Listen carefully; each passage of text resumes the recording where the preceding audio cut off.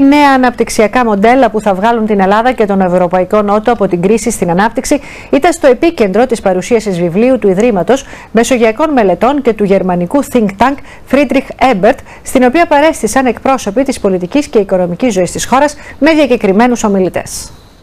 Από την κρίση στην ανάπτυξη είναι ο τίτλος του βιβλίου που παρουσιάστηκε χθες με ομιλητές τον Υπουργό Οικονομίας Γιώργο Σταθάκη, την Πρόεδρο του Ινστιτούτου Δημοκρατίας Κωνσταντίνος Καραμανλής Ρόδη Κράτσα, το μέλος της Κεντρικής Επιτροπής του ΚΚΕ Νίκο Καραθανασόπουλο, τον Κώστα Ποτόπουλο, Πρόεδρο της Επιτροπής Κεφαλαίου Αγοράς, τον Πρόεδρο και τον Αντιπρόεδρο του Ιδρύματος Μεσογειακών Μελετών Στέργιο Μπαμπανάση και Σύφη Βαλιράκη και τον Χρήστο Κατσιούλη, Διευθυντή του Ιδρύματος Friedrich Ebert στην Ελλάδα. Τα δύο ιδρύματα συνεργάστηκαν στην έκδοση του βιβλίου, το οποίο αναζητά νέα αναπτυξιακά μοντέλα για την Ελλάδα και τον Ευρωπαϊκό Νότο. Οι δεσμεύσεις για τα εργασιακά, τον κατώτατο μισθό και ούτω καθεξής επενδύουν στην ιδέα ότι η μείωση των κοινωνικών ανισοτήτων, πέρα από ηθικά και κοινωνικά επιβεβλημένο, είναι και οικονομικά πιο δίκαιο και πιο αποτελεσματικό και θα φέρει καλύτερα και γρήγορα αποτελέσματα αναφορικά με την επιστροφή στην ανάπτυξη. Σε αυτή την κρίσιμη περίοδο περιμένουμε με πολύ ενδιαφέρον η ελληνική κυβέρνηση αν θα κάνει την προσαρμογή της σε αυτή την πραγματικότητα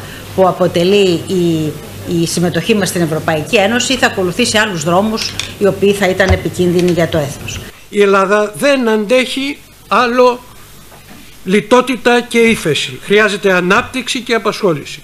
Οι Ευρωπαίοι εταίροι καλούνται να τηρήσουν τις υποσχέσεις που έδωσαν το φθινόπωρο του 2012 για την κάλυψη των αναγκών της Ελλάδας.